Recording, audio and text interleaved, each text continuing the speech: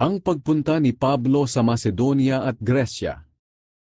Na matapos na ang gulo, ipinatawag ni Pablo ang mga tagasunod ni Jesus. Pinayuhan niya sila na magpakatatag, at pagkatapos niyang magpaalam sa kanila, pumunta siya sa Macedonia.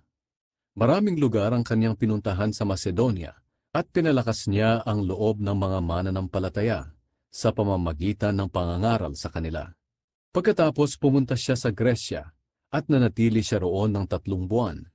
Nang bibiyahe na sana siya papuntang Syria, nalaman niya ang plano ng mga Hudyo na patayin siya. Kaya nagpasya siyang bumalik at sa Macedonia dumaan.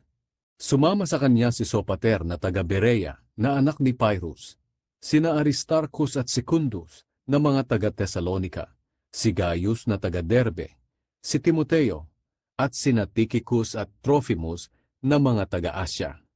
Pagdating namin sa Filipos, nauna sila sa amin sa Troas, at doon nila kami hinintay.